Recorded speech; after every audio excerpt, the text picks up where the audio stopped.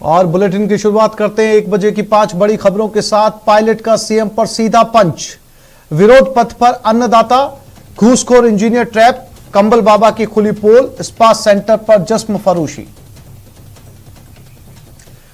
और पायलट ने लंबे समय बाद चुप्पी तोड़ी है। प्रदेश के सियासी घटनाक्रम पर पायलट ने चुप्पी तोड़ी है। कहा 25 सितंबर को जो कुछ हुआ वो दुर्भाग्यपूर्ण था। जिन्होंने भी अनुशासनहीनता की उन पर कार्रवाई हो।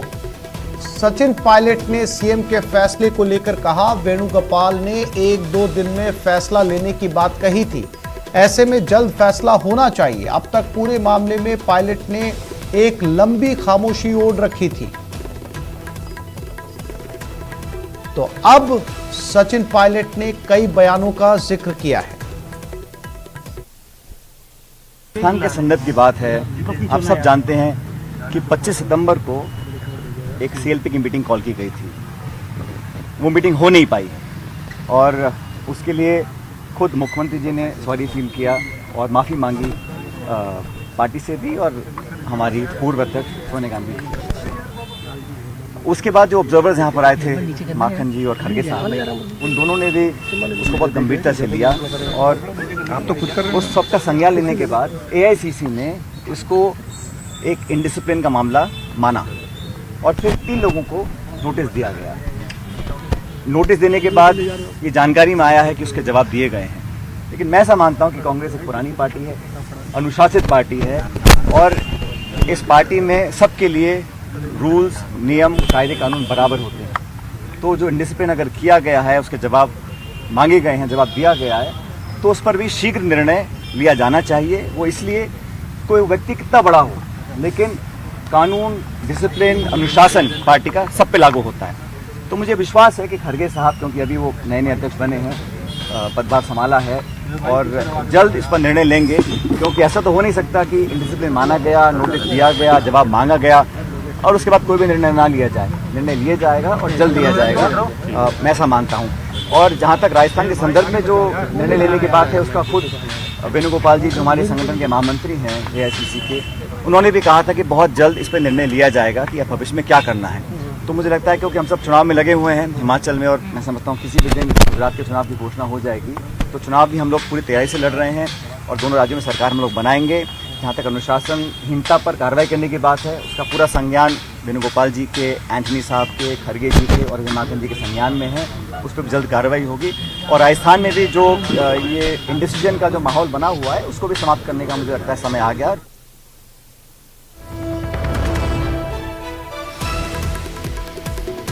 तो सचिन पायलट ने सीएम गहलोत पर निशाना साधा है। कल मानगढ़ धाम में जो हुआ बहुत दिलचस्प घटनाक्रम था। इससे पहले प्रधानमंत्री नरेंद्र मोदी ने गुलाम नबी की तारीफ की थी। गुलाम नबी के साथ क्या हुआ सब जानते हैं। कल मानगढ़ के मंच से मोदी ने गहलोत की तारीफ की थी।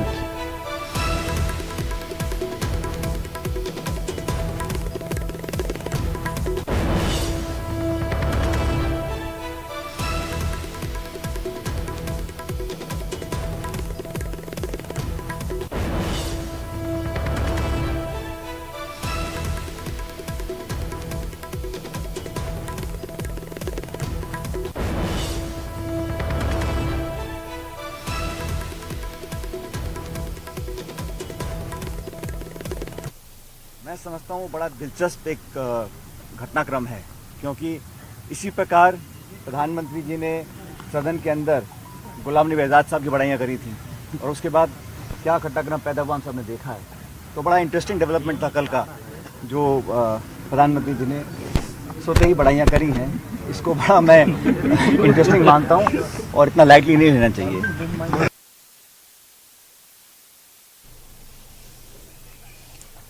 और इसी खबर पर हमारे साथ हमारे संवाददाता सचिन कुमार शर्मा जुड़ गए, उनके पास सीधा चलते हैं। सचिन, एक बार फिर से प्रदेश में कांग्रेस की राजनीति का जिन जो है वो बोतल से बाहर आ गया है और बहुत लंबे समय बाद, क्योंकि लगातार लोग इस बात की उम्मीद कर रहे थे। अशोक गहलोत के तो बहुत सारे बयान सामने आए, लेकिन सचिन पायलट ने एक लंबी खामोशी ओढ़ रखी थी। लेकिन आज जो कुछ सचिन उन्होंने कहा है, उसके बहुत गूढ़ जो है वो राजनीतिक मायने हैं। कैसे डिकोड करेंगे सचिन इसको?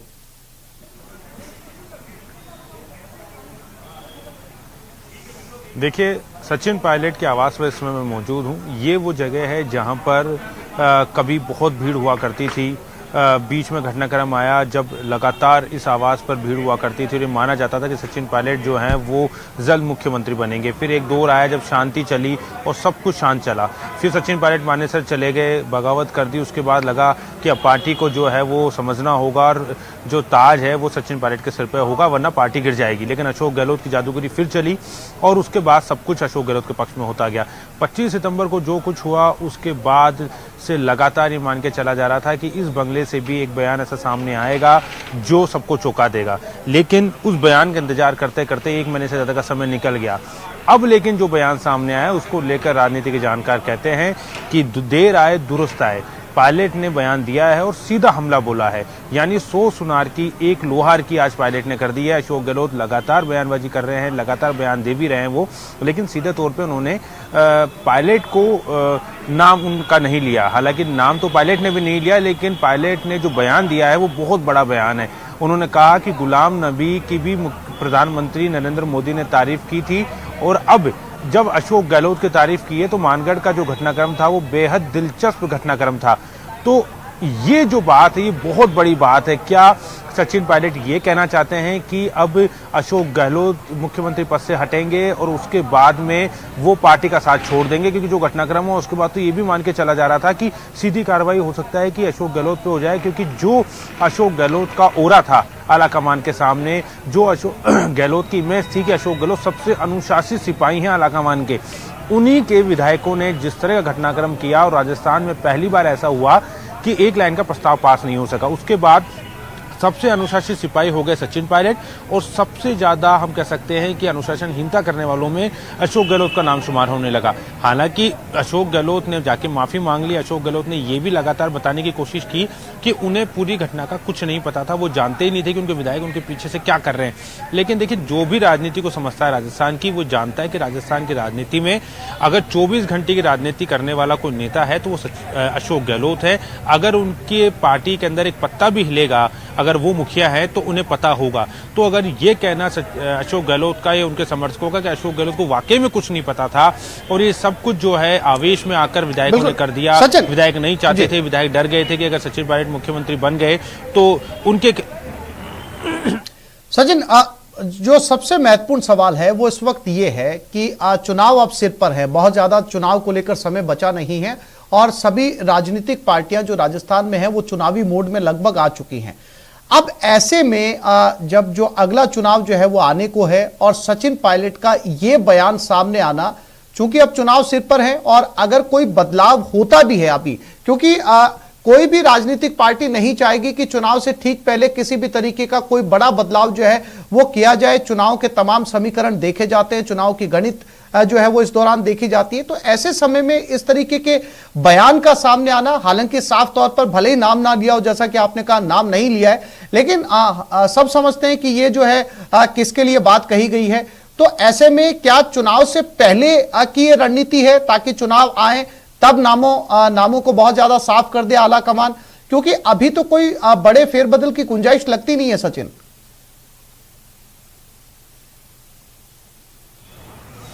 देखिए, सचिन पायलट जिस तरह की राजनीति कर रहे हैं लगातार, पहले वो मानेसर गए जब उन्होंने खुल के वो सामने आए, जब लेकिन वापस आए तो उसके बाद उन्होंने बहुत संयम रखा। जब उनके पक्ष में फैसला होने वाला ही था, 25 सितंबर को एक लाइन का प्रस्ताव पास होना था, बताया जाता है कि 27 सितंबर को संभवतः सचिन पायलट की शपथ भी हो जाती। इस बात को अशोक गहलोत गुट के विधायक जानते थे, लेकिन उनके पक्ष में फैसला उन्होंने नहीं होने दिया। लेकिन उसके बावजूद सचिन पायलट ने लगातार संयम रखा और घटना के 1 महीने बाद या 1 महीने से भी ज्यादा दिन का समय बीत गया है, उसके बाद सचिन पायलट ने आज चुप्पी तोड़ी है। तो इसके जो 3 मुख्य रूप से बातें निकल के सामने आ रही है, जो कि अब तक जो हमारी बातचीत हुई लोगों से, नेताओं से, राजनीति के जो जानकार लोग हैं, उनका ये कहना है कि एक तो सचिन पायलट भी मैसेज आला कमान को भी देना चाहते हैं कि सब्र का बांध अब टूटने वाला है। वो लगातार सब्र कर रहे हैं, लगातार वो इंतजार कर रहे हैं। पहले जब घटनाक्रम हुआ तो उन्होंने इंतजार किया कि जो ऑब्जर्वर आए हैं उनकी रिपोर्ट पे कोई कार्रवाई हो जाएगी, लेकिन वो कार्रवाई नहीं हुई। अशोक गहलोत माफी मांग के आ गए। वेणुगोपाल जो 1-2 दिन में फैसला करने की बात कह गए, लेकिन उसके बावजूद भी फैसला नहीं हो पाया। तो अब जब नया राष्ट्रीय अध्यक्ष बन गया है, नई कमान उनके हाथ में चली गई है और वो खुद ऑब्जर्वर थे, तो अब कार्रवाई होनी चाहिए। तो एक मैसेज आलाकमान को सचिन पायलट ने देने की कोशिश की, ये उनका एक मैसेज हो सकता है आज के बयान से। दूसरी सबसे इंपॉर्टेंट बात यह है कि लगातार जो शांति बनी हुई थी, लगातार ये मान के चला जा रहा था कि सचिन पायलट बिल्कुल चुप हैं, क्या वो रेस से बाहर हो गए। तो आज का बयान देके सचिन पायलट शायद ये साबित करने की कोशिश कर रहे हो, ये बताने की कोशिश कर रहे हो कि वो रेस से बाहर नहीं है मुख्यमंत्री के दौर से, वो अभी भी लगातार रेस में बने हुए हैं। राजस्थान में उनका भी अपना एक वजूद है, वो भी अपना एक महत्व रखते हैं। ये बयान देखकर शायद वो ये मैसेज कन्वे कर रहे हो कि भी शांति नहीं हुई है, बहुत कुछ होना बाकी है। और जो सबसे महत्वपूर्ण चीज जिसका किसी को अंदेशा नहीं था, जो 25 सितंबर को हमने देखा कि सब कुछ पायलट के पक्ष में था, जिसको मान के नहीं चला जा रहा था, तो हो सकता है कि कुछ अभी भी कोई मैसेज आलाकमान से उनकी तरफ हो या कुछ ऐसे संकेत उनके पास हो कि उनके पक्ष में चीजें हो सकती है, तब उन्होंने अपनी बात रखी हो। तो ये 3 बातें निकलकर मुख्य रूप से इस पूरे घटनाक्रम के बीच में आ रही है। पहली और सबसे महत्वपूर्ण बात ये कि सचिन पायलट अब ये मैसेज देना चाहते हैं कि बहुत हो चुका, अब कार्रवाई का समय आ गया, आप कार्रवाई कीजिए। दूसरा ये कि वो ये बताने की कोशिश कर रहे हैं कि अगर वो चुप थे तो इसका मतलब वो कमजोर नहीं है, वो अभी भी सत्ता की रेस में लगातार बरकरार हैं। अशोक गहलोत को वही एकमात्र नेता है जो उनका विकल्प हो सकते हैं राजस्थान के अंदर, और वो दौड़ में अभी भी हैं। तो उन्होंने चुप्पी तोड़ी और ये जो शांति लगातार चली हुई थी प्रदेश के सियासी घटनाक्रम में, उस शांति को आज उन्होंने भंग किया। और जो तीसरी सबसे महत्वपूर्ण बात कि इस समय जो घटनाक्रम राजस्थान में हुआ, उसके बाद से सचिन पायलट अशोक गहलोत की जगह ले चुके हैं आलाकमान में, और जो अशोक गहलोत हैं वो अब अनुशासन प्रिय, जो हम कह सकते हैं कि आलाकमान के सबसे अनुशासन प्रिय स्टूडेंट थे या उनके साथी थे, वो उसकी रेस से अब गहलोत बाहर हो चुके हैं। वहां पर इस बयान के बाद आज जो बयान, एक लंबी खामोशी के बाद सचिन पायलट का बयान सामने आया है, इसके बाद एक बार फिर से राजनीतिक गलियारों के अंदर कयासों के घोड़े जो हैं वो दौड़ाए जाएंगे कि बहुत सारी बातें जो है वो कि सचिन पायलट के पास आला कमान का मैसेज होगा, या सचिन पायलट आला कमान के नेताओं के संपर्क में होंगे, या फिर जो है वो सचिन पायलट के पक्ष में कुछ एमएलए जो हैं वो लगातार बयानबाजी कर रहे हैं। तो अब जो है कयासों के घोड़े छूट गए हैं, लगाम लगनी मुश्किल है चुनाव तक। सचिन,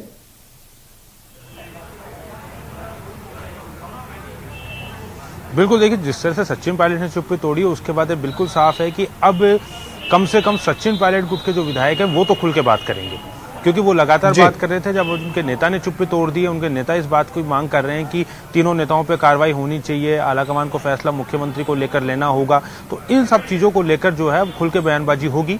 अब देखना ये होगा कि अशोक गहलोत गुट की ओर से कौन सबसे पहले बयान देता है या कौन सबसे पहले आगे आकर अपनी बात रखता है। इसमें अगर मुख्य रूप से देखा जाए तो देखिए, प्रताप सिंह खाचरियावास जो सबसे आगे थे वो एडवाइजरी के बाद में पीछे हो गए, लेकिन प्रसादी लाल मीणा, उम्मीद की जा रही है कि सबसे पहले प्रसादी लाल मीणा चुप्पी तोड़ेंगे, कि वो लगातार एडवाइजरी के बावजूद भी अपनी बातों को बड़े ही संयमित तरीके से, बहुत ही सधे हुए बातों से वो अपनी बात को रख रहे हैं। गहलोत के गुट में लगातार माहौल वो बनाए हुए हैं। तो अभी देखना होगा कि गहलोत गुट से किसका बयान सामने आता है। आज मुख्यमंत्री अशोक गहलोत खेरथल गए हुए हैं, अलवर है, वहां पर भी उनसे सवाल होंगे। वो उन सवालों को किस तरह से लेते हैं, मीडिया को एड्रेस करते हैं या नहीं करते, क्योंकि खेरथल में वो चुनावी जो माफ कीजिएगा जो विधानसभा क्षेत्र है, उसके जो शिलान्यास और लोकार्पण कार्यक्रम है, उसके समारोह में शिरकत कर रहे हैं। गोविंद सिंह डोटासरा जो कि प्रदेश के मुखिया हैं, उन्होंने अभी 2 दिन पहले एक एडवाइजरी जारी की थी, एक तरह से नसीहत दी थी नेताओं को कि कोई भी बयानबाजी करें उससे पहले जो आलाकमान की एडवाइजरी जारी की गई थी कि कोई भी नेता एक दूसरे पर कटाक्ष नहीं करेगा, अपने ही नेताओं को कटघरे में खड़ा नहीं करेगा, इस चीज का सबको ख्याल रखना है। तो उन्होंने एक नसीहत दी थी। जो रामनिवास गावड़िया और धर्मेंद्र राठौड़ के बीच में मामला हुआ था, तो अब वो भी उनके साथ में है। जब उनसे सवाल किए जाएंगे तो वो, क्योंकि पीसीसी के प्रमुख हैं, अध्यक्ष हैं, वो इस बयान को किस तरह से लेते हैं। तो देखिए, सवाल तो अब सबसे होंगे, अब जवाब किस तरह का आता है, कौन जवाब देना पसंद करता है, कौन जवाब से कन्नी काट जाता है, और अगर जवाब दिया जाता है तो किस तरह का जवाब दिया जाता है, ये देखना होगा। लेकिन एक बात आप बिल्कुल सही कह रहे हैं आसिफ, कि जो शांति अभी सियासी बवंडर उठने के बाद में बनी हुई थी, उसको अशांत फिर से कर दिया गया है। राजेंद्र गुड़ा ने सबसे पहले इसकी शुरुआत करी, सबसे पहले उन्होंने बयान दिया कि सचिन पायलट के पक्ष में फैसला होना चाहिए, तीनों नेताओं को बर्खास्त कर देना चाहिए। उन्होंने कहा कि अब आलाकमान माफ़ करे, उनको सस्पेंड करे, उनको बर्खास्त करे, उन पर कोई डिसिप्लिनरी एक्शन ले, वो आलाकमान के हाथ में है। लेकिन अगर उन्हें फैसला करना होता तो वो तीनों नेताओं को बर्खास्त कर देते। ये बात राजेंद्र गुड़ा ने कही। जो एमएलएज के बयान हैं, चाहे जो है वो सीएम के समय में जब दिल्ली से जो एक दल यहां पर पहुंचा था, सीएम गहलोत के अध्यक्ष चुने जाने का जब मसला उठा था दिल्ली के अंदर, जब एक दल पहुंचा था, तब चाहे वो महेश जोशी हो, प्रताप सिंह खाचरियावास हो, जितने एमएलएज या मंत्री ने बयानबाजी की वो अपनी जगह पर है सचिन, क्योंकि उनसे बहुत ज्यादा राजनीतिक गलियारों के अंदर 1-2 दिन चर्चा से ज्यादा जो है वो लंबा समय दिया नहीं गया उन चर्चाओं को। राजेंद्र गुड़ा के भी बयानों को बहुत ज्यादा गंभीरता से जो है वो राजनीतिक गलियारों में लिया नहीं गया। लेकिन सचिन पायलट जो एक लंबे समय से चुप थे, लंबे समय से खामोश थे, उन्होंने चाहे वो मानेसर का मामला रहा हो या अभी हाल ही के अंदर जो राजनीतिक घटनाक्रम राजस्थान में हुआ उस पर भी उन्होंने खामोशी ओढ़ रखी। लेकिन आज उनका बयान आया है, चुनाव ज्यादा दूर नहीं है, ऐसे समय में उनके राजनीतिक बयान जो है बहुत महत्वपूर्ण, बहुत मायने रखते हैं, खास तौर पर जब अशोक गहलोत लगातार बोलते रहे। सचिन,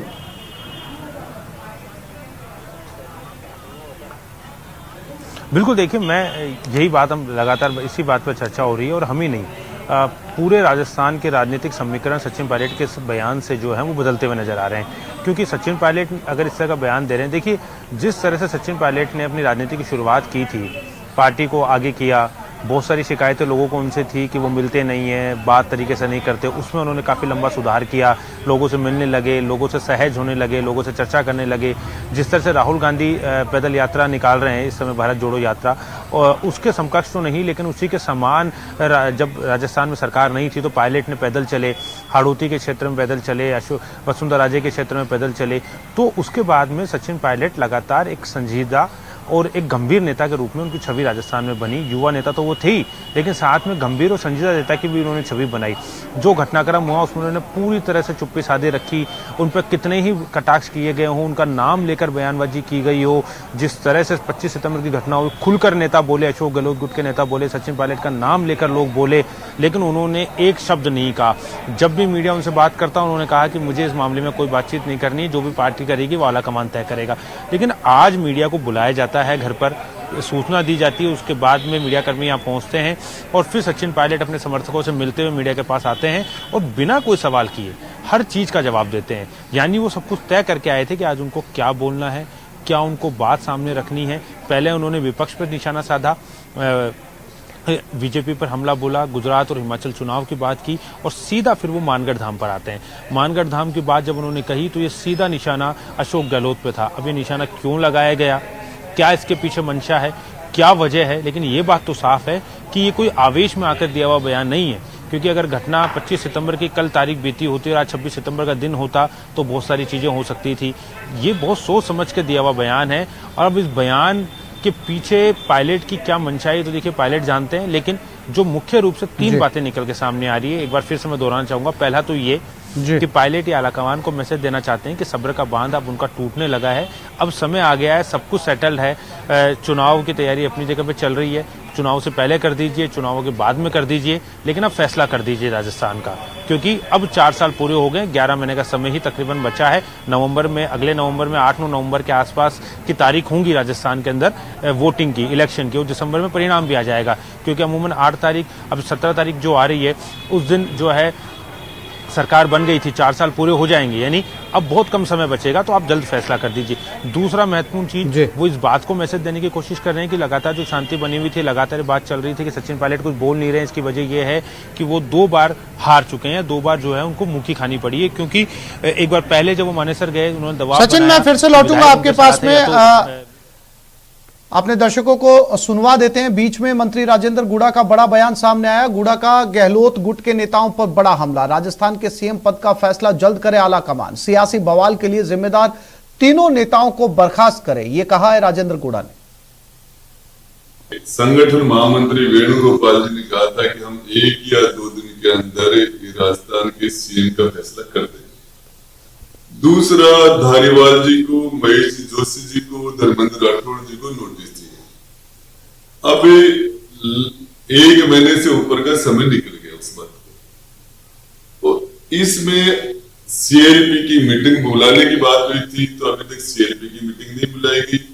मेरा तो यही कहना है कि आलकमान की विश्वसनीयता और जो उन्होंने जिस तरह की बातें हुई थी कि सीएलपी की मीटिंग हो, उसमें ये तीनों लोग जिनको नोटिस दिए गए हैं उनके बारे में कोई भी फैसला किया जाए, और राजस्थान के मुख्यमंत्री का फैसला जो वेणुगोपाल जी के हिसाब से 1 या 2 दिन में होना था, वो फैसला किया जाए, जिससे कि हिमाचल और गुजरात के चुनाव में पार्टी को इसका फायदा मिले और इससे दोनों जगह कांग्रेस अच्छी स्थिति में है। फाइल बंद थोड़ी हो गई है, अभी तो फाइल चालू है भाई। जब तक कोई केस दर्ज होता है तो उसमें एफआईआर नहीं लग जाती, तब तक उसको कैसे मान रहे हो आपकी कार्रवाई नहीं होगी? आप और मैं कौन होने वाले हैं कहने वाले? ये तो आलाकमान तय करेगा। और जिस दिन जब ये केस बंद हो जाएगा, लग जाएगा, उस दिन आप ये पूछ सकते हो क्या? इससे पहले तो सब कार्रवाई संभव है, कुछ भी हो सकता है, और आलाकमान अपने हिसाब से सही टाइम पे सही काम करेगी। ये देरी कहीं ना कहीं अंदर खाने नुकसान पहुंचा रही है। नहीं, कई बातें सोचना, आलाकमान को आगे पीछे आजू बाजू से देखना पड़ता है कि किस चीज़ को कब किया जाना चाहिए। तो देर हो सकती है, देर नहीं। आने वाला चुनाव जो है कांग्रेस कह रही है कि हम दोबारा सत्ता में रिपीट होंगे, तो क्या सचिन पायलट सीएम बनेंगे तब? देखो, 2 चीज़ें, ये आलाकमान का, ये बात मैं पहले भी कह चुका हूँ कि जहाँ तक कद्दावर नेता की बात है, वो सचिन पायलट कद्दावर नेता है। ये हमारी अपनी अलग अलग भावना हर आदमी की अलग अलग है, लेकिन इसका तय करना तो आलाकमान का होता है। अगर जब पूरी टीम बढ़िया अच्छे लोग योग्य लोगों को लाकर एक सामने खड़ा करेंगे और चुनाव के लिए तैयारी में जाएंगे, तो हमारी सरकार कोई नहीं रोक सकता। हमारी सरकार को तो अभी रोक सकते हैं बनने से, और हमने तय कर लिया कि सरकार बननी है तो कोई नहीं रोक सकता। इसलिए निश्चित है सरकार बनेगी 2023 में। आपकी व्यक्तिगत क्या राय रहेगी अगर सीएम की बात अगर सामने आती है, तो आपका पर्सनल फेवरेट? मेरी व्यक्तिगत राय को क्या बार बार पूछते हो? मैं तो कह चुका हूँ भाई, सचिन पायलट बेस्ट है। अब इसको बार बार कहने से कोई ये तो होता नहीं है, और है। अरे उस आदमी को पूरे हिंदुस्तान में क्या नाम लोग पसंद करते हैं भाई, राजस्थान में क्या। तो मैं तो, आप जानते हो ना कि जो सत्य है वो सत्य है, और सत्य कहना हमारा आलाकमान के सामने निवेदन हम कह चुके हैं। अब तो उनको तय करना है कि किस टाइम पे किस रूप में सरकार में बदलाव करना होगा, और सही समय हो जाएगा। आने वाले समय में जल्द बदलाव देखने को मिलेगा, मिलना चाहिए। और एक बार फिर से रुक करते हैं हमारे साथी सचिन के पास में। लगातार हमारे साथ बने हुए सचिन, तमाम बयानबाजियां अब एक बार फिर से शुरू हो चुकी हैं और राजनीतिक गलियारों के अंदर गर्माहट लगातार बढ़ती जा रही है। चूंकि मैं बार बार जिक्र कर रहा हूं सचिन, चुनाव का समय नजदीक है और अब बीजेपी पूरी तरीके से तैयार बैठी है चुनाव को लेकर। बीजेपी बार बार दावा कर रही है कि इस बार जो है वो दहाई का आंकड़ा भी कांग्रेस को पार नहीं करने देंगे। ऐसे में कांग्रेस के अंदर इस तरह की बयानबाजियां और फिर दावा ये कि 2023 का चुनाव भी जीतेंगे, तो कैसे जीत पाएंगे जब अंदर इतनी फूट है?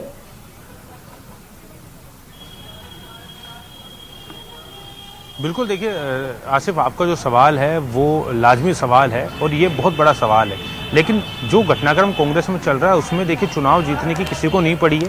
ये बात बिल्कुल साफ है, चुनाव मिलके लड़ा जाता है और मिलके ही जीता जाता है। ये इतिहास इस बात को लेकर गवाह है। अगर फूट पड़ी हुई है तो आप किसी भी सूरत में बाहर की लड़ाई नहीं लड़ सकते हैं। आपको पहले अपनी अंदरूनी लड़ाई जीतनी होगी, वहाँ एक आपको होना पड़ेगा, उसके बाद आप बाहर के दुश्मन से लड़ाई लड़ सकते हैं। ये राजनीति में भी उतना ही कारगर साबित होता है जितना कि आम व्यक्ति के जीवन के अंदर ये बात साबित होती है। तो चुनाव जीतना लड़ने की बात तो बहुत दूर की बात है। पहले पार्टी आलाकमान को जो राजस्थान के अंदर सब कुछ चल रहा है उसको जल्द से जल्द खत्म करना होगा, क्योंकि देखिए समय निकलता जा रहा है। करीबन 11 महीने का 12 महीने का समय ही अब शेष बचा हुआ है, और अगर वैसे देखा जाए टेक्निकली रूप से तो टाइम जो है वो बहुत कम बचा हुआ है, 6 महीने का समय है, क्योंकि आचार संहिता जो है वो भी बहुत जल्दी लग जाती है। और सचिन, मैं आपको रोक रहा हूं, फिर से लौटूंगा। इस समय हमारे साथ इस समय गुलाब चंद कटारिया, वरिष्ठ नेता, बीजेपी नेता प्रतिपक्ष हमारे साथ जुड़ गए, उनसे बात करते हैं। गुलाब जी, बहुत लंबे समय बाद में सचिन पायलट ने अपनी चुप्पी को तोड़ा है, अपनी खामोशी को तोड़ा है।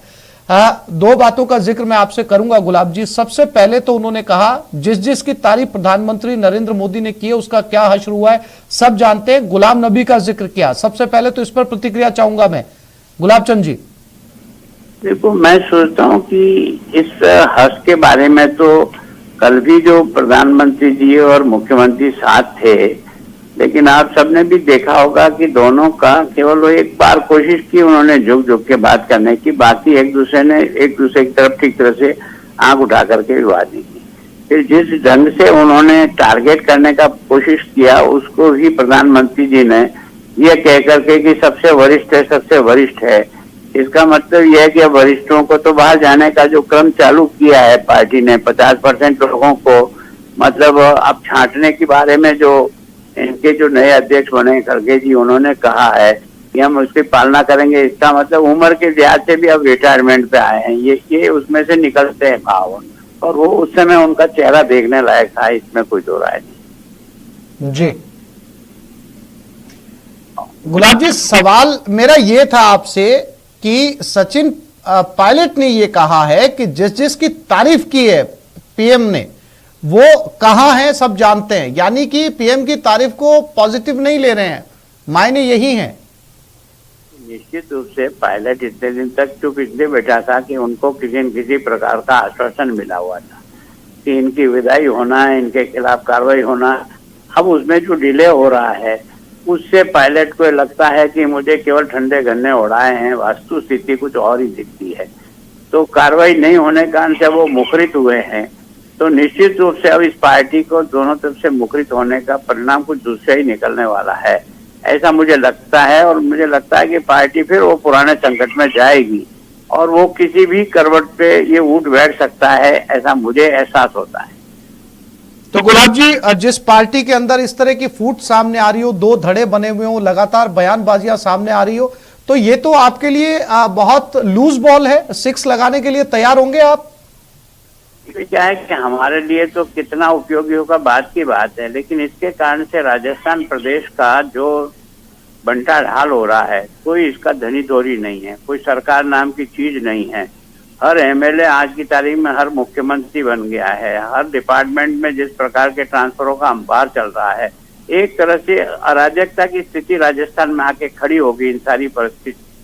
तो सबसे ज्यादा तकलीफ तो जनता भुगत रही है। और मैं सोचता हूँ कि हम लोग तो क्योंकि इन दोनों की लड़ाई को देख रहे हैं, पहले भी देख रहे थे, आज भी देख रहे हैं। अब इनका क्या परिणाम निकलता है उसको वॉच करेंगे और राइट टाइम पर जब जरूरत पड़ेगी तो हिट करेंगे। तो गुलाब जी, इस तरह की तमाम बयानबाजियां जो कांग्रेस में दो धड़ों के बीच आ रही है, तो 2023 में बीजेपी खुद को कहां देखती है विधानसभा चुनाव के अंदर? देखो, निश्चित रूप से कांग्रेस का ये अंतिम दौर है जो समाप्त हो रहा राजस्थान का। जिस तरह का ये जो घटनाक्रम चला है जब से सरकार बनी है तब से लेकर के, जो जनता ने देखा है, सुना है, समझा है और प्रत्यक्ष रूप से आंखों से देखा है, उससे निश्चित रूप से इस पार्टी को बेड़ा गर्क होने से दुनिया की कोई ताकत नहीं मिल सकती। और मैं सोचता हूँ क्योंकि राजस्थान में भारतीय जनता पार्टी एक सशक्त दल के रूप में, जिसका संगठन भी है, जिसके कार्यकर्ता भी है, जिसका नेटवर्क भी है और जिसके लीडर भी हैं, तो निश्चित रूप से भविष्य जो है ना राजस्थान का बीजेपी के हाथ में सुरक्षित रहेगा, ऐसा मेरा सोचना है।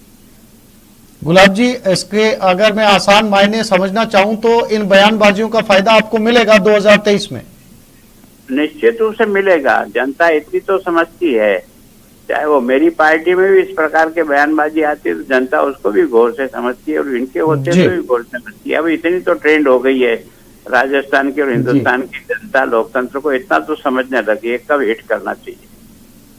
गुलाब चंद जी, बहुत शुक्रिया हमारे साथ जुड़ने के लिए, बातचीत करने के लिए। नेता प्रतिपक्ष गुलाब चंद कटारिया बेहद सीनियर वरिष्ठ नेता हैं बीजेपी के और साफ तौर पर इन्होंने न्यूज 18 राजस्थान पे कहा है इन बयानबाजियों का फायदा सीधे तौर पर 2023 में बीजेपी को होगा और वो इसका फायदा लेंगे, साफ तौर पर कहना है गुलाब चंद कटारिया का। साथ ही साथ उन्होंने कहा जनता इतनी मैच्योर हो चुकी है 70 साल के अंदर कि इन बयानबाजियों को डिकोड कर सकती है और इसका सीधा नुकसान, गुलाब चंद जी ने कहा, सीधा नुकसान कांग्रेस को होगा। सचिन हमारे साथ जुड़े हुए, बातचीत को आगे बढ़ाते हैं। सचिन, अभी हमारी बात गुलाब चंद कटारिया वरिष्ठ नेता बीजेपी के साथ हो रही थी, उन्होंने साफ तौर पर इस बात को माना है कि 2023 में इन बयानबाजियों का फायदा बीजेपी को मिलेगा। यानी कि लूज बॉल कांग्रेस डाल रही है और वहां बीजेपी बैटिंग के लिए तैयार बैठी है, 6 लगाने के लिए। सचिन, बिल्कुल देखिए, ये जो नेता प्रतिपक्ष गुलाब चंद कटारिया का बयान सामने आया है, ये बयान बिल्कुल सटीक और इस घटनाक्रम पे बिल्कुल सही तरह से जुड़ता है।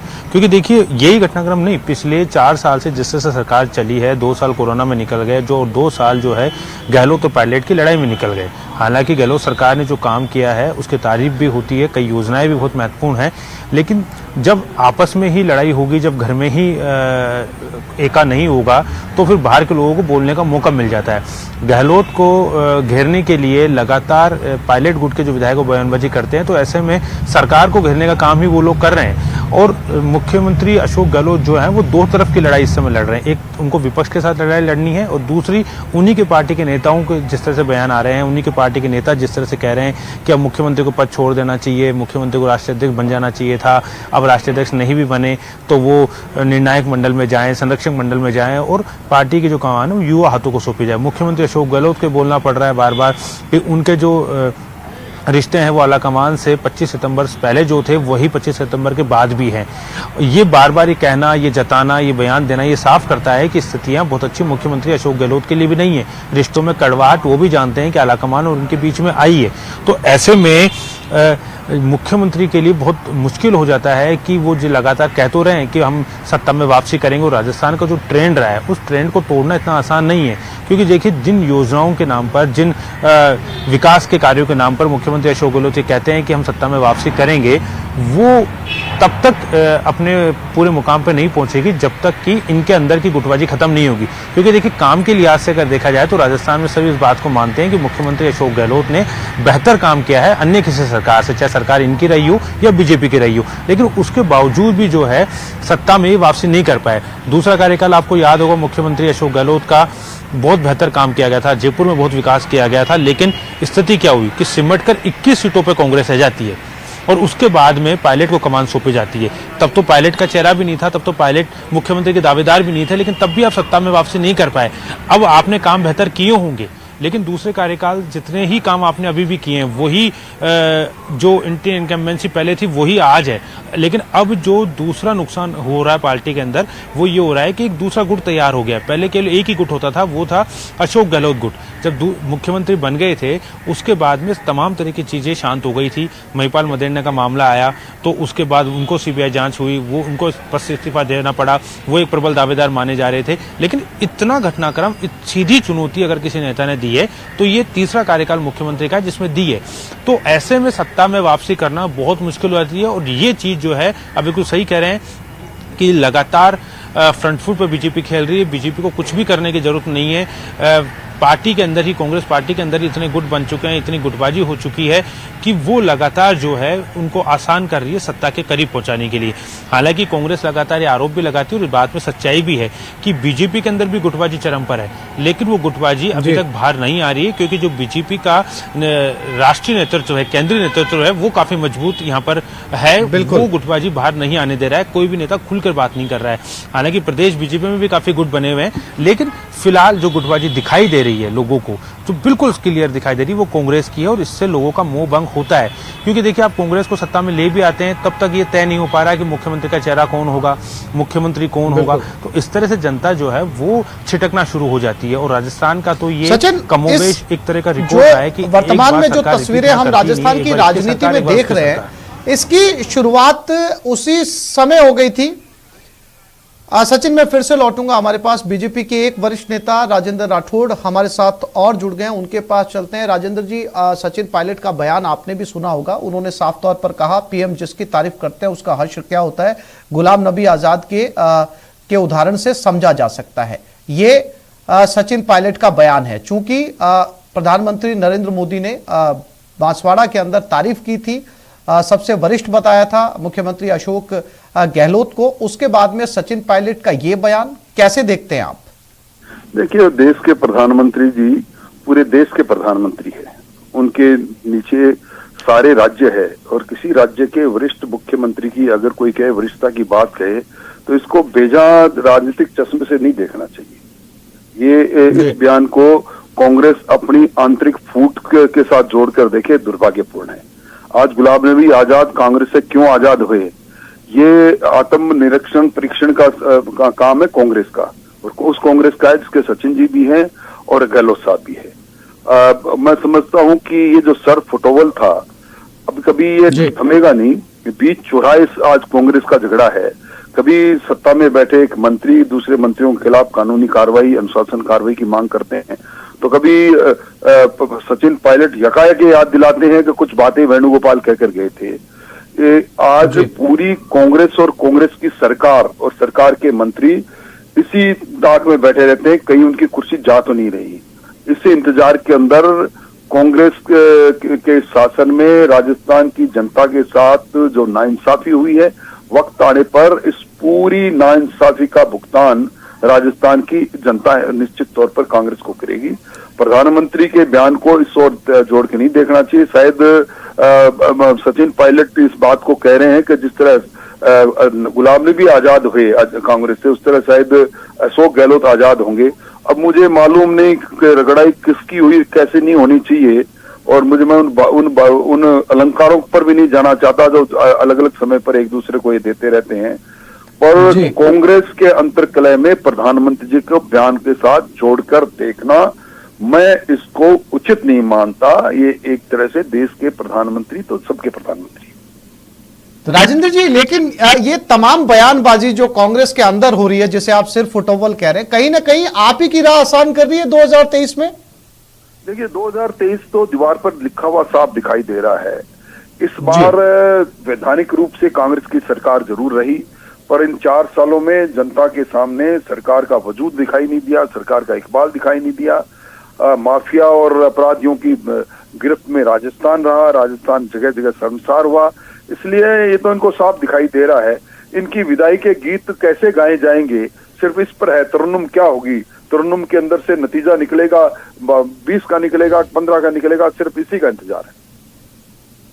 यानी आप कह रहे हैं दहाई का आंकड़ा भी नहीं छू पाएगी। जिस प्रकार के इनके हालात है, ये खुद अपनी विधानसभा बचा लेंगे तो बड़ी बात होगी। अभी सर्वे के अंदर तो सरदारपुरा पर भी एक क्वेश्चन निशान लगा है, जो मुख्यमंत्री जी की एजेंसी ने कराया बताया। तो इसका एक बड़ा कारण राजेंद्र जी, आप पिछले 4 साल की आपस में फूट और बयानबाजियों को भी मानते हैं। देखिए फूट और बयानबाजी तो है ही, पर अपमान करने की राजनीति की प्रकाशता को अभी हमने देखा है, पहले कभी नहीं देखा। ना ना ना ना सीनियर जूनियरिटी की बात रही, ना पदों की बात रही। कभी कोई निर्लज हो गया, कभी कोई निकम्मा हो गया, कभी कोई बेकार हो गया, कभी किसी की रगड़ाई के सवाल पर बात आ गई। तो आज सचिन जी ने ये प्रधानमंत्री के साथ जोड़कर ये कह ही दिया कि गुलाम नबी की राह पर अब अशोक गहलोत भी जाएंगे। ज्योतिष तो वो हो सकते हैं क्योंकि वो कांग्रेस के नेता है, दिल्ली में भी उनके अच्छे कनेक्शन है, तो शायद उनको कहीं से आभास हुआ होगा कि उन्होंने गुलाम नबी की तर्ज पर अशोक गहलोत की रवानगी बताई। हो सकता है, कुछ भी हो सकता है, राजनीति संभावनाओं का खेल है। जी राजेंद्र जी, बहुत शुक्रिया हमारे साथ जुड़ने के लिए, बातचीत करने के लिए। उपनेता प्रतिपक्ष राजेंद्र राठौड़ मानते हैं कि 2023 में इन बयानबाजियों के असर से बीजेपी निसंदेह सत्ता में आएगी, और साथ ही उन्होंने ये भी कहा सामने दीवार पर लिखा है। ये बहुत महत्वपूर्ण बयान है उनका, और इस 4 साल के कार्यकाल की उन्होंने बेहद आलोचना भी की। सचिन हमारे साथ लगातार बने हुए हैं, सचिन के पास चलने की कोशिश करते हैं। सचिन, मेरी आवाज आपको मिल रही है? आप बने हुए हैं? बिल्कुल आसिफ।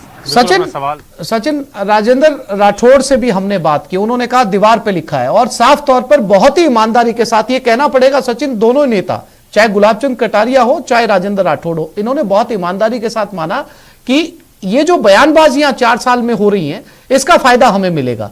उन्होंने कोई बहुत ज्यादा पॉलिटिकली बात नहीं की, सीधा कहा इन बयानबाजियों का फायदा बीजेपी को मिलेगा।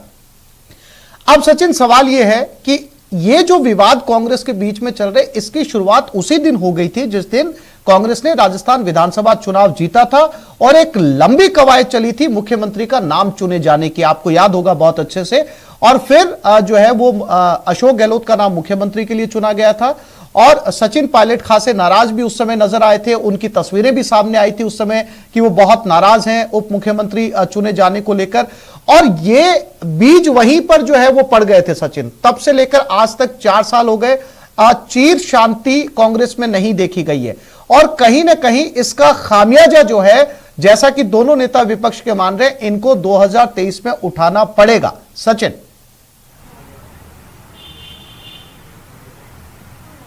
बिल्कुल, देखिए जब राजस्थान में नहीं कांग्रेस ने एमपी में भी सत्ता संभाली थी, तो आज से आपको ध्यान होगा कि दोनों जगह कवायद चली थी। राजस्थान में सचिन पायलट थे, तो एमपी के अंदर ज्योतिरादित्य सिंधिया थे, दोनों मुख्यमंत्री बनना चाहते थे, दोनों मुख्यमंत्री के दावेदार भी थे, लेकिन वरिष्ठता को वहां पर तवज्जो दी गई और दोनों, कमलनाथ को एमपी की कमान सौंपी गई और राजस्थान में अशोक गहलोत को मुख्यमंत्री बनाया गया। ज्योतिरादित्य सिंधिया वहां उप मुख्यमंत्री नहीं बने, लेकिन सचिन पायलट उप मुख्यमंत्री बन गए। और उसके बाद जो एमपी में हुआ वो सबके सामने है। और यहाँ पर जो जिस तरह से सरकार बची, तो उसमें कोई गुरेज नहीं है कहने में कि अशोक गहलोत की सूझबूझ की वजह से ही सरकार बच पाई, वरना जब सचिन पायलट मानेसर गए थे, हालांकि कोई इस बात को स्वीकार नहीं करेगा पायलट गुट का विधायक कि वो सरकार को तोड़ने के लिए गए थे, लेकिन ये बात बहुत हद तक साफ है। गजेंद्र सिंह खीमसर का जो मामला सामने आया, गजेंद्र सिंह शेखावत माफ कीजिएगा, उनका जो मामला सामने आया कि उनके ऑडियो टेप हुए, उस ऑडियो जारी किए गए, जो लोकेश शर्मा है मुख्यमंत्री को जी, उन्होंने प्रेस कॉन्फ्रेंस करके ऑडियो जारी किए, तो तमाम तरह की जो चीजें सामने आई थी उससे साफ हो रहा था कि कहीं ना कहीं यहाँ भी सरकार तोड़ने की कोशिश की गई थी। लेकिन उस समय अशोक गहलोत की वजह से सरकार बची और इसी बात को लेकर मुद्दा अशोक गहलोत ने और उनके गुट के विधायकों ने आज तक बना रखा। 25 सितंबर को जो हुआ, तो आपको एक बात याद होगी, ये कहा गया कि जो 102 विधायक जिन्होंने सरकार बचाने के लिए जो साथ आए, जो जैसलमेर में रहे, जो बाड़ेबंदी में रहे, उनमें से किसी को मुख्यमंत्री बना दिया जाए, लेकिन सचिन पायलट और सचिन पायलट के साथ गए हुए विधायकों को हम किसी भी सूरत में बर्दाश्त नहीं करेंगे। तो ये एक सबसे बड़ा हम कह सकते हैं कि नेगेटिव पॉइंट अभी भी पायलट के लिए बना हुआ है। यही बात लगातार मुख्यमंत्री अशोक गहलोत कहते आए हैं। जब आपको ध्यान होगा, जब 29 सितंबर को मुख्यमंत्री अशोक गहलोत माफी मांगने के लिए गए थे सोनिया गांधी के सामने, तब एक पर्चा या एक उनका हैंड रिटन एक लेटर जो है वो उसकी फोटोज वायरल हुई थी, उसके अंदर भी बात लिखी गई थी, उसके अंदर भी पॉइंट एक बनाया गया था मुख्यमंत्री अशोक गहलोत के द्वारा उनके हाथों से कि जो लोग मानेसर गए, इस तरह की बातें। तो ये बातें भी उन्होंने सामने रखी कि किसी भी सूरत में ये बात विधायक बर्दाश्त नहीं करेंगे। और सचिन पायलट का जो सबसे जो बड़ा हम कह सकते हैं कि लेकुना रहा है, जहां सचिन पायलट कमजोर रहे पूरे इन 4 सालों में, वो रहे विधायकों को साधने में। अशोक गहलोत जिस तरह से विधायकों को साध पाए, वो अगर उसका आधा भी अगर सचिन पायलट विधायकों को साथ लेते हैं और अगर 40 से 50 विधायक उनके साथ होते पूरी तरह से जिस तरह से आज अशोक गहलोत के साथ है, तो सचिन पायलट बहुत पहले ही मुख्यमंत्री बन चुके होते। अब लेकिन सचिन पायलट इस बात को समझ रहे हैं और यही वजह है कि उन्होंने बयानबाजी बिल्कुल बंद की। आज बयान दिया है तो उसके पीछे जिस तरह से आप कह रहे थे कि उनके पास हो सकता है विधायकों को साथ बड़ा हो सकता है कि उन्होंने मैन टू मैन मार्किंग की हो, लेकिन man to man marking Ashok Gehlot भी कर रहे हैं। तो अब आलाकमान को ये क्लियर करना होगा, उसको ये बताना होगा कि कांग्रेस में आलाकमान की चलती है। देखिए जिस तरह से जब 2018 में एमपी में और सरकार बनी मध्य प्रदेश में, राजस्थान में, तो मध्य प्रदेश उनके हाथ से निकल गया, तो आलाकमान के मन में लगातार ये डर है कि राजस्थान कहीं हाथ से ना निकल जाए। तो ये स्थिति जो है आलाकमान को बीच का रास्ता निकालना होगा। दो तस्वीरें इस समय 2 तस्वीरें बहुत महत्वपूर्ण हैं। अगर आप दोनों का कंपैरिजन करेंगे सचिन, चूंकि आप काफी समय से कांग्रेस को राजस्थान कांग्रेस को बहुत करीब से ऑब्जर्व कर रहे हैं, उसकी लगातार जो है रिपोर्टिंग कर रहे हैं, आप 2 तस्वीरें देखते होंगे। एक तरफ हजारों किलोमीटर की यात्रा है जिसको भारत जोड़ो यात्रा के तहत राहुल गांधी पैदल चल रहे हैं, कहीं ना कहीं वो सत्ता की राह पर जो है वो आगे बढ़ने की कोशिश कर रहे हैं। और दूसरी तरफ उनके ही अपने सहयोगी हैं जहां पर उनकी सरकार की पार्टी है। सचिन ये सवाल मैं आगे आपसे जारी रखूंगा। बीच में रामलाल शर्मा हमारे साथ प्रवक्ता बीजेपी और चोमू विधायक भी जुड़ गए, उनसे बात करते हैं। रामलाल जी, बयान आपने सुना होगा जो सचिन पायलट ने बयान दिया। उन्होंने कहा जिसकी तारीफ पीएम करते हैं उनका हाल जानते हैं लोग। गुलाम नबी आजाद का भी उन्होंने उदाहरण दिया। ये जिक्र उन्होंने किया है। हमारी आपकी पार्टी के 2 बड़े नेताओं से बात हुई, राजेंद्र राठौड़ साहब से और गुलाब चंद कटारिया जी से। उन्होंने कहा इन बयानबाजियों का सीधे तौर पर फायदा बीजेपी को 2023 में मिलेगा। पार्टी कहीं ना कहीं पूरी तरीके से अंदर से टूट चुकी है और 4 साल के अंदर पार्टी ने जनता को डिलीवर नहीं किया। आप इस बयान को कैसे देखते हैं? क्या प्रधानमंत्री जिनकी तारीफ करते हैं वो पद पर नहीं रहते? देखिए, कांग्रेस का अंदरूनी कलह जिस दिन सरकार राजस्थान के अंदर बनी थी उसी दिन से ये कलह चल रहा है और 4 साल हो गए राजस्थान की जनता को भुगतते हुए। इनके वर्चस्व की लड़ाई अभी तक समाप्त नहीं हुई। बीजेपी को इनकी अंदरूनी झगड़ों से कोई लेना देना नहीं है, लेकिन ये अपने अंदरूनी झगड़ों को भी दूसरे के ऊपर थोपने का प्रयास करे, वो अनुचित है, वो गलत है। आने वाले 2023 के चुनावों के अंदर कांग्रेस का इतिहास इस बात का साक्षी है कि जब 156 सीटें लेकर आते हैं तो जाते हैं, जब 56 पे सिमट जाते हैं।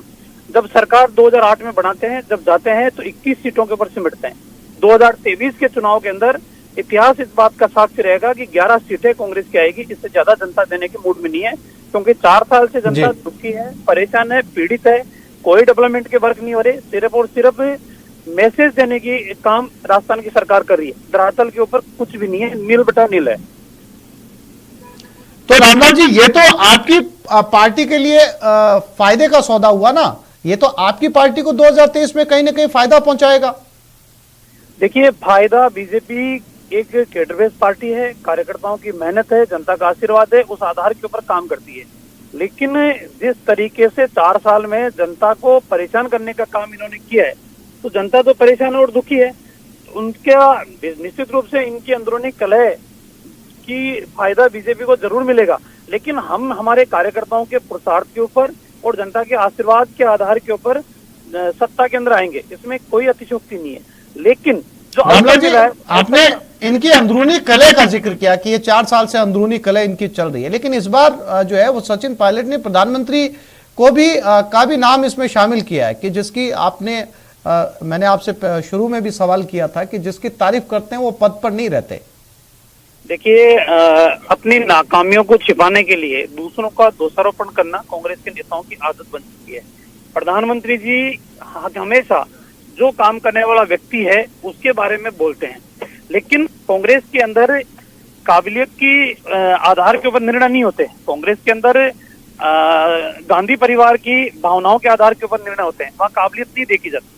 इसलिए प्रधानमंत्री जी जिसके बारे में भी बोलते हैं या जिसके बारे में भी कहते हैं, उनके कार्य के आधार के ऊपर और उनकी राजनीतिक के अंदर जो छवि है उसके आधार पे बोलते हैं। इसलिए एक मुख्यमंत्री के बारे में अगर प्रधानमंत्री जी ने कुछ कहा है तो वो एक लोकतांत्रिक व्यवस्था, उस लोकतांत्रिक व्यवस्था के अंदर आलोचना अपनी जगह है। तो पद के ऊपर रह के कोई व्यक्ति काम करता है तो काम के बारे में बोलते हैं, तो उसमें कोई किसी को पीड़ा और दर्द नहीं होना चाहिए। रामलाल जी, बहुत शुक्रिया हमारे साथ जुड़ने के लिए, बातचीत करने के लिए। ये हैं बीजेपी प्रवक्ता, प्रदेश प्रवक्ता रामलाल शर्मा, साथ ही साथ बीजेपी विधायक सचिन हमारे साथ बने हुए हैं। सचिन, माफ कीजिएगा, बीच बीच में जो है वो बातचीत डिरेल होती है। मैं फिर से अपने सवाल को आपसे दोहराता हूं कि 4 साल पहले ही जो है इस पूरे घटनाक्रम की शुरुआत हो चुकी थी सचिन, कहीं ना कहीं, और अब ये खत्म होने का नाम नहीं ले रहा।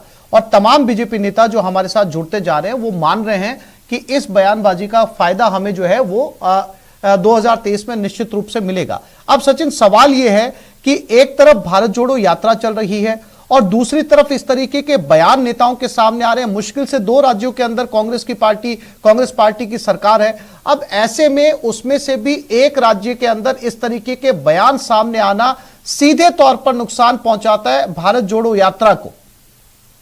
सचिन, बिल्कुल देखिए, भारत जोड़ो यात्रा को लेकर जो 25 सितंबर को घटना हुई थी उससे भी आलाकमान पूरी तरह से नाराज था, क्योंकि भारत जोड़ो यात्रा को जो कवरेज मिल रहा था लगातार, जिस तरह से भारत जोड़ो यात्रा जो है हाइप पर थी, ये बात किसी से छिपी हुई नहीं है कि भारत जोड़ो यात्रा को लेकर राहुल गांधी की छवि में बहुत तेजी से सुधार हो रहा है। राहुल गांधी एक नेता के रूप में उभर के निकल के सामने आ रहे हैं और कांग्रेस भी इस बात को अच्छे से जानती है। पूरी ब्रांडिंग कांग्रेस ने पूरी जान लगा रखी है भारत जोड़ो यात्रा को सफल बनाने के लिए। लेकिन जो 25 सितंबर का घटनाक्रम इस दौरान इस बीच में हो गया, उससे उस यात्रा को बहुत नुकसान पहुंचा है। लेकिन राहुल गांधी देखिए लगातार इस यात्रा को कर रहे हैं। वो दिल्ली भी गए हैं तो केवल एक बार गए जब मल्लिकार्जुन खड़गे ने पदभार संभाला, उसके बीच में वो लगातार यात्रा के साथ में, अगर यात्रा नहीं भी हो रही है, किसी दिन यात्रा को रेस्ट दिया गया है, तो भी वो यात्रा के साथियों के साथ ही मौजूद हैं। तो इस यात्रा को जरूर इसके बात का नुकसान पहुंचा और यही बात है कि आलाकमान ने अशोक गहलोत से जबरदस्त नाराजगी जताई थी। लेकिन यहां पर आलाकमान को भी समझना होगा, क्योंकि वो एक बार राजस्थान में परिवर्तन करने की कोशिश कर चुके हैं और उनको मुंह की खानी पड़ी है, क्योंकि विधायक पूरी तरह से उग्र हो गए थे, विधायक पूरी तरह से खुल के सामने आ गए थे। अब क्योंकि नए विधायक आप ला नहीं सकते, इन्हीं विधायकों से आपको सरकार बचानी है, इन्हीं विधायकों के सपोर्ट से आपको सरकार चलानी है। और विधायक इस बात को साफ कर चुके हैं कि अशोक गहलोत के अलावा उनको अब कोई मंजूर नहीं है, क्योंकि अब जब राष्ट्रीय अध्यक्ष अशोक गहलोत नहीं बने हैं तो वैकेंसी यहाँ पे खत्म हो गई है। तो अब ऐसे में कैसे सचिन पायलट को सेट किया जाएगा, ये आलाकमान को सोचना होगा। और यही वजह है कि देखिए बहुत ज्यादा समय अभी इस बात को लग गया है। राजस्थान विपक्ष तो ये सवाल पूछेगा ना, राजस्थान में जो विपक्ष है उसके पास ये सवाल है, केंद्र में जो बीजेपी है उसके पास ये सवाल है कि पार्टी के नेता जो है वो भारत जोड़ने के लिए पैदल यात्रा कर रहे हैं, अपनी पार्टी को जोड़ ही नहीं पा रहे, अपने लोगों को जोड़ ही नहीं पा रहे। ये सवाल तो बहुत जायज और वाजिब सवाल होगा ना राजस्थान विपक्ष का। तो ऐसे में ज्यादा मुश्किलें बढ़ रही है भारत जोड़ो यात्रा की।